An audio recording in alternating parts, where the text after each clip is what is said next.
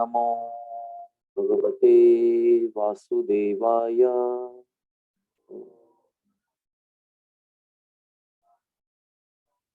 ओम नमो भगवते वासुदेवाय। ओम नमो भगवते वासुदेवाय। सबको आवाज ठीक से आ रही है? ओके। कई दिनों से हम ये चर्चा कर रहे हैं कि जप कैसे उत्कृष्ट हो, उसके लिए स्थान कौन सा अच्छा है, समय कौन सा अच्छा है, संग कैसा अच्छा है, कहाँ करना चाहिए, कैसे करना चाहिए, जल्दी सोना चाहिए, जल्दी उठना चाहिए, जल्दी शाम को भोजन करना चाहिए। ये सारी क्रियाएं करने के बाद भी हो सकता है हमें जप में बिल्कुल भी रुचि ना आ जाए, सारा प्रयास करने के बाद। ये ऐसे ही हो गया जैसे आपने एक बड़ा मटका लाया, आपको पानी चाहिए और वो मटके में पानी भरते जा रहे हैं, मटका भरता ही नहीं। क्यों? उसमें काफी छेद है, बहुत सारे। जितना आप भर रहे हैं वो सब क्या कर रहे हैं, गल जा रहा है वो पूरा। It is getting drained. तो मटका भर ही नहीं रहा है। जब तक आप उन छेदों को नहीं बुझाएंगे तब तक मटके में पानी इकट्ठा नहीं होगा। तो ये छेद क्या है? इसमें से इस छेदों को अपराध कहते हैं, नाम अपराध। और इसमें से सबसे बड़ा अपराध है वैष्णव अपराध। जिन भक्तों के संग में हम भगवान के नाम के जप की क्रिया में प्रगति करना चाहते हैं, भगवान के नाम के प्रति रुचि उत्पन्न करना चाहते हैं, उनके प्रति या किसी और अन्य वैष्णवों के प्रति जब हम अपराध करते हैं तो जप का जो प्रभाव हम पर होना चाहिए वो बिल्कुल नहीं होता। जप का प्रभाव का अर्थ क्या है? जप का प्रभाव का अर्थ है कि जप में हमको रुचि है, रुचि निर्माण हो रही है, हम एकदम उत्साह से आ रहे हैं और हर एक नाम प्रेम से उच्चारण कर रहे हैं। यही हमारा आखिरी नाम है जीवन का, इसलिए उच्चारण करना है। ये सब खत्म हो जाता है और क्या होता है, क्यों मैं जप कर रहा हूँ, क्यों सुबह उठने की जरूरत है, ना क्या जरूरत है, सेवा तो कर ही रहा हूं मैं, सुबह सुबह उठ के इतना 2 घंटा व्यर्थ करने की जरूरत क्या है, ऐसी भावना मन में आती है। या तो अपराध का प्रूफ क्या है कि जब में आलस से आ जाता है, तो इच्छा ही नहीं होती। और अपराध का एक लक्षण है, वो ये है कि जब करते समय ही इंद्रिय भोग की इच्छाएं और विचार और मंथन चलते रहते हैं। कल तो जब अच्छा हुआ था, आज जब करते समय इतना भयंकर इंद्रिय भोग की इच्छा और वेग उत्पन्न हो रहा है। तो जब के समय ये अगर हो रहा है, उसका अर्थ यह है कि हमने किसी का अपराध किया है। कल के दिन में ढूंढो, परसों के दिन में ढूंढो, कहीं ना कहीं अपराध का बीज मिलेगा आपको। और ये अपराध जो है ना, वो छोड़ते नहीं जीव को। आप कुछ भी करो, मटके में कितना भी पानी डालो, वो सब निकल जाएगा। इसलिए जो प्रामाणिक साधक है, सिंसियर साधक, उसको ना इन अपराधों से बचना चाहिए। बहुत इंपॉर्टेंट। हरे कृष्णा कृष्णा कृष्णा हरे हरे, हरे राम राम राम हरे हरे। तो अगर हमें भगवान के नाम के प्रति रुचि चाहिए, भगवान पर अंतिम समय पर प्रेम चाहिए, आसक्ति चाहिए, तो भगवान के भक्तों के प्रति कभी विचार में भी अपराध नहीं करना चाहिए। विचार में, वाणी में और क्रिया में, इन तीनों में भगवान के भक्तों का अपराध नहीं करना चाहिए। इसको मदांध हस्ती अपराध कहा गया है, मैड एलिफेंट ऑफेंस। जब हमने कोई सुंदर बगीचा बना के रखा है कई सालों की मेहनत से, और उसमें एक दिन आपने मैड एलिफेंट भेज दिया, तो 15 मिनट में उसको सब नष्ट कर देगा, आपके सारे सालों की मेहनत खत्म कर देगा। तो वैष्णव अपराध हमारी साधना में वो मैड एलिफेंट ऑफेंस है। इसलिए हमको इस अपराध से बचना चाहिए। तो जिन जिन लोगों का अपराध हुआ है, अनजाने में हुआ है, उनके चरणों में गिरना चाहिए, उनकी क्षमा मांगनी चाहिए, उनकी सेवा करनी चाहिए, क्षमा याचना करनी चाहिए। भगवान हमारे वैष्णव अपराध को तब तक माफ नहीं करते, क्षमा नहीं करते, जब तक वो वैष्णव आपको क्षमा नहीं करता जिनका हमने अपराध किया है। इसलिए ये बड़ा भयंकर और तीव्र गंभीर विषय है।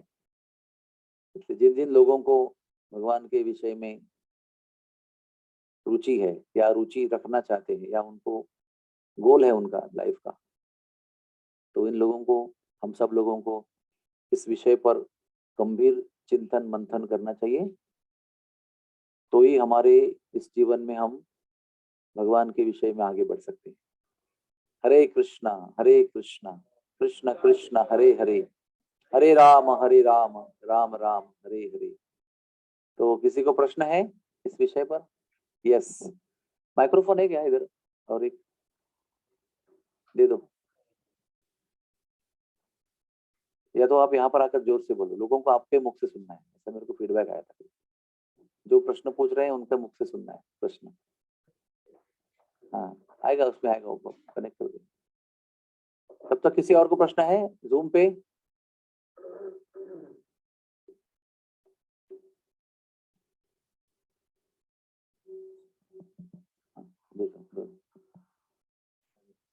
Thank you so much. मेरा प्रश्न ऐसा है कि, जोर से बोलो। मेरा प्रश्न ऐसा है कि हमें पता नहीं कि हमने अपराध किया है कि नहीं किया है, और उस व्यक्ति को बुरा लग गया, और हमने, हमारे मन में तो कोई ऐसे अपराध भावना नहीं है, फिर उस व्यक्ति को बुरा लग गया तो फिर वो अपराध गिना जाएगा? बिल्कुल गिना जाएगा। देखो, आप गलती से आपका बच्चा गरम तवे पे बैठ जाएगा, समझो, तो तवा जलाएगा कि नहीं जलाएगा? गलती से आपका बच्चा इलेक्ट्रिक सॉकेट में उंगली डालता है तो शॉक देगा कि नहीं देगा? वो तो एब्सोल्यूट है। वो अपराध ऐसी वस्तु है ना, गलती से आपने गलत पानी पूरी का पानी पी लिया तो टाइफाइड होगा कि नहीं होगा? इसी तरह से अपराध एब्सोल्यूट है। वो जाने में किया होगा, अनजाने में किया होगा, उसको फर्क नहीं पड़ता, तो परिणाम मिलेगा ही। रूप गोस्वामी ने भी अनजाने में एक कुरूप भक्त के प्रति अनजाने में अपराध हुआ, तो रूप गोस्वामी की भी समाधि टूट गई थी, दृष्टांत समाप्त हो गया था। रूप गोस्वामी अभी, रूप गोस्वामी के क्या कहे, रूप मंजरी है, वो नित्य सिद्ध गोपी है वो, लेकिन उनको भी इसका परिणाम भोगना पड़ा। फिर रूप गोस्वामी ने क्या किया, पूरे गांव के सभी भक्तों को बुलाया, उनको भंडारा किया। तो वो भंडारे में एक भक्त नहीं आया, बाकी सब भंडारा आया, वो सबके चरण छुए, अपराध हुआ क्या, अपराध हुआ क्या, वो सबने नाक बोल दिया। तो एक जो बच गया, तो सनातन गोस्वामी बोले उसको बुलाओ। तो उसको बुलाया, अब पूछा कि आपका अपराध किया क्या? बोले संकोच कर रहा था, बाद में बोला हाँ, मैं बड़ी आशा से आपके पास आया था, क्योंकि मेरे कुरूप चेहरे पर देखकर सब विश्व के सब लोग मुझे हंसते थे, और आपके पास आया तो आपकी आंखें बंद थी, आप भी हंस रहे थे, तो मुझे लगा आप भी, तो मैं दुखी होकर चला गया। उस समय वो लीला देख रहे थे आंख बंद करके, और उस लीला में राधा रानी पेट की डाली पे लटक रही थी, इसलिए वो हंस रहे थे। तो उनको लगा कि मुझे देख के हंस रहे हैं, और ये लगा कि मैं आखिरी व्यक्ति के पास आया था उम्मीद लेकर कि ये नहीं हंसेंगे मेरे देखकर, और आइए भी हंस रहे हैं, चले गए। तब उनके चरणों में गिरे, क्षमा मांगी उन्होंने। तो अनजाने में भी करने पर ना, वैसा क्यों ऐसा है? क्योंकि भगवान को अपने भक्त बड़े प्रिय होते हैं, बड़ा विचित्र प्रेम है भगवान का और भक्तों का। और भगवान, हम कितने भी एडवांस होंगे ना, और वो भक्त जो जिसका अपराध हो रहा है वो कितना भी नौसिखिया होगा, फिर भी अपराध ही भगवान नहीं उसको सहन करते। जो भगवान का भक्त है वो भगवान को बड़ा प्रिय होता है, और जानते हुए अनजाने में जो भी आप करेंगे तो उसका गिनती हो जाएगा, अनफॉर्चुनेटली। और एक उसका ही सबसे पहले प्रश्न ऐसा है कि अभी आपको समझ में आ रहा है कि वैष्णव अपराध क्या है। हाँ, अनजाने में आपने कितने पहले लोगों को अपराध किया? हाँ, तो क्या अभी सबको बुला के याद नहीं अभी कैसा है ना, वो भी बात सही है आपकी प्रैक्टिकली, कि आपने भक्त बनने के पहले भी कितने अपराध किए, है ना? हमारा प्रॉब्लम क्या है, भक्त बनने के बाद नॉलेज आ गया, लेकिन भक्त बनने के बाद में पहले पता नहीं कितने लोगों को हमने गाली दी होगी, क्या गवर्नमेंट ऑफिस में, इधर उधर बैंक में, मतलब जो जनरल सिचुएशन होता है ना, अभी आप जे हॉस्पिटल में पेशेंट के लिए या पोस्ट ऑफिस में, किधर कितना अपराध हो गया वो। तो वो बड़ा मुश्किल है, लेकिन अल्टीमेटली ना भगवान दो चीजें देखते हैं। आपको पता चला तो कितनी आप नम्र होकर क्षमा याचना करते, और अगर नहीं पता चला तो आपके मन में कितनी रिपेंटेंस की भावना है, पश्चाताप की भावना आपने कितनी सही है आपकी और कितनी डीप है, वो भगवान देखते। फाइनली ना वो भक्त भी आपको क्षमा कर सकता है, लेकिन भगवान क्या देखते हैं, वो तो दयालु है, वो तो क्षमा करेगा ही, लेकिन आप कितने सही पश्चातापी हो वो भगवान देखते। नंबर 1 आपका स्टेप अब माफी का, क्षमा का, वो वैष्णव आपको क्षमा करेगा। नंबर 2 भगवान आपके हृदय में देखेंगे स्कैन करके कि इसका पश्चाताप सही है कि नहीं है, तो पूरी क्षमा मिलेगी। विषय है प्रभु जी, बहुत गंभीर और कठिन विषय है, इससे कोई नहीं बचता है। गुरु भी बनेंगे ना हम लोग, तो भी नहीं बचेंगे, साधु संत प्योर डिवोटी बनेंगे तो भी इससे नहीं बचेंगे। इसके लिए कोई वो नहीं है कि आप इसके स्टेज के ऊपर जाएंगे तो आपको फिर अपराध माफी हो जाएगी, किसका भी कर सकते हो, ऐसा नहीं है। सबसे पहले उसी का एक छोटा सा प्रश्न है। हाँ, जोर से बोलेंगे तो इसमें आवाज आएगा। क्योंकि वैष्णव संघ में जब हम सेवा करते हैं तो वैष्णव संघ में ये आप अगर ऐसे भावना से काम करेंगे तो आपको इतने फेयर में काम करोगे कि आप सेवा ही नहीं कर पाओगे। हाँ, तो तो वैष्णव, ये अगर इसको फैनेटिज्म अगर एक तरह से देखा जाएगा तो कैसे काम करें हम? तो देखो मैंने आपको ये प्रश्न का उत्तर परसों भी दिया था। आपके अधिकार में रहेगा तो मन में अपराध की भावना रखते हुए आप करेक्ट कर सकते हो, आपका अधिकार रहेगा, तो अथॉरिटी रहेगा आपका, तो सेवा के लिए उसके ऊपर आपका उच्च उद्देश्य है कि आपको सेवा भी करवानी है। अब ये व्यक्ति हाथ में माला लेके कैंप में ही एक हाथ से जप कर रहा है और एक हाथ से इंजेक्शन दे रहा है, एक हाथ से कुछ कर रहा है, पट्टी लगा रहा है, तो उनको बताना पड़ेगा आपको कि ये नहीं है, सही नहीं है। वो आपका कर्तव्य है, ड्यूटी है आपका वो बताने, तो मेंटेन द डिसिप्लिन। नहीं, बुरा लगेगा तो उनका प्रॉब्लम है वो, आप अपराध की भावना से नहीं बता रहे, आप एक उच्च उद्देश्य के, आपका पर्पस बहुत बड़ा है, तो उसमें आप उनको पहले से ओरिएंट करके रखा है, फिर भी वो कर रहे हैं, तो आपको वो आपका ड्यूटी है वो शासन करने, वो ड्यूटी करने में कोई अपराध नहीं है, बिल्कुल भी नहीं। I am convinced about it. Prabhu ji एक प्रश्न है। हाँ हाँ, कौन सा प्रश्न है? मेरा प्रभु जी। मेरा मतलब नाम तो बताओ यार। अक्षय हरिदास प्रभु जी। हाँ प्रभु जी बताइए। प्रभु जी प्रश्न ऐसा है कि आपने बोला कि वैष्णव अपराध से बचना चाहिए, तो ये नॉन वैष्णव अपराध के बारे में बताइए प्रभु जी। वो इक्वली देखो, इक्वल है, अपराध है ना, अपराध जो है वो किसी का भी नहीं करना चाहिए, एक स्टैंडर्ड रूल है। एक बार आप अच्छे भक्त बन गए तो आपको पता चलेगा कि किसी का भी अपराध नहीं करना, चाहे वो नेबर हो, आपका बिल्डिंग का वॉचमैन हो। एक बार अच्छे प्रगति वाले वैष्णव बन गए हम, तो हम किसी का भी अपराध नहीं करना चाहते, चीटी का भी नहीं करना चाहते। तो आपका प्रश्न क्या है इसमें? परिणाम लेकिन ज्यादा जो होगा ना वो वैष्णवों का होगा आपके ऊपर। Damage will be proportionate to how much वैष्णव अपराध we are doing। अपराध दोनों ही अपराध है, लेकिन इसका जो डैमेज एक्सटेंट है ना, वो वैष्णव का ज्यादा होगा, क्योंकि वैष्णव भगवान को प्रिय होते हैं। और समझो अभी वो नॉन डिवोटी है और उसका आपने अपराध किया और कल जाके डिवोटी बन गया ना, तो उसका अकाउंट डिवोटी में जाएगा। हाँ, और उल्टा भी है, समझो अभी आपकी माँ है, हाँ, और पहले माँ भक्ति में नहीं थी, और आपको माँ ने बहुत सेवा किया, आपको भक्ति के लिए सहायता किया, डब्बा दिया, प्रसाद किया, सब कुछ, सब छुपा छुपा के आपको बहुत एनकरेजमेंट किया। तो एनकरेजमेंट जो भी दिया आपको, वो वैष्णव सेवा में जाएगा, क्योंकि आप वैष्णव बन गए ना। और समझो बचपन में आप वैष्णव नहीं थे, मतलब माँ आपकी सेवा कर रही है, तो आप वैष्णव बनने के बाद में सारी बचपन की सेवाएं वैष्णव सेवा के रूप में एनलिस्ट हो जाएगी।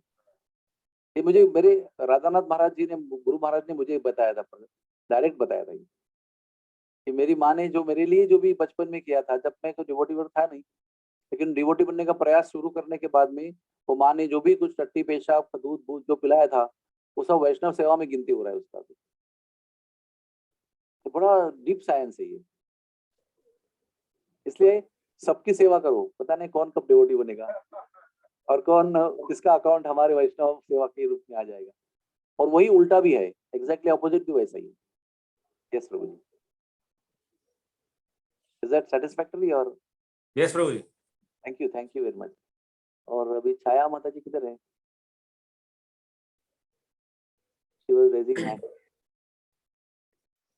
ओके ठीक है, और किसी को प्रश्न है बिफोर वी एंड? हाँ छाया माता जी, हाँ ठीक है। यस, हरे कृष्णा। हरे कृष्ण प्रभु जी। प्रभु जी, वैष्णव पति पत्नी के बीच में जो नोकझोंक होती है, क्या वो भी वैष्णव अपराध काउंट होता है? ये तो डेंजरस रास्ता है। एक बार वैष्णव पति और वैष्णव पत्नी इनका विवाह हो गया ना, तो जो भी घर में खिचखिच होती है वो सभी इसमें गिनती हो जाती है। उसमें खाली एक ही पॉइंट है, देखो पति पत्नी तो झगड़ते रहते हैं, उसमें कोई प्रॉब्लम नहीं है, दिल नहीं दुखना चाहिए। वो तो हम आए दिन रोज झगड़ा करते रहते हैं, लेकिन वो ना मन पे नहीं होता है कुछ, वो ना पत्नी लेती है ना पति लेता है। लेकिन समझो आपने ऐसा कुछ कह दिया कि पति ने एकदम मन पे अपराध ले लिया, और पति ने कुछ कह दिया, आपने भी ऐसा दिल दिल को आपको वो चुभ गया पूरा, वो हृदय को दर्द नहीं होना चाहिए। पॉइंट इज दैट अभी मेरे आपकी दोस्ती है, मैंने कुछ बोल दिया कि क्या है ऐसा प्रभु जी, और आपने भी कुछ मन पे नहीं लिया, वो अपराध नहीं है। लेकिन मैंने कुछ बोले, आपको हृदय में बहुत दर्द हो गया, बहुत गहराई में चोट लग गई और आप बोल भी नहीं पाए, तो अपराध गिनती हो जाएगी। इसलिए how we speak and what we do, how we do, उसके ऊपर वो अपराध की गिनती विनती होती रहती। बहुत लंबा विषय है ये 5 मिनट के प्रवचन में बहुत मुश्किल है। तो कभी हम काउंसलिंग मीटिंग में या कभी लेक्चर में आप पूछिए, तो उसको डिटेल में डिस्कस करेंगे। लेकिन तात्पर्य आज की कथा का सुबह का ये है, अगर आपको वास्तव में भगवान के प्रति प्रेम, भगवान के नाम के जप के प्रति रुचि आसक्ति चाहिए ना, तो इससे बचना बहुत जरूरी है। इतना आप समझ लेंगे तो भगवान आपको मंथन को सहायता करेंगे, आपके मंथन में भगवान आपको साक्षात्कार देंगे कि ऐसा मत करो, ये मत करो, ऐसा मत करो। ठीक है, तो आज की सभा को यहाँ पर समाप्त करते हैं। जय जय श्री राधे श्याम, श्री कृष्ण बलराम की जय।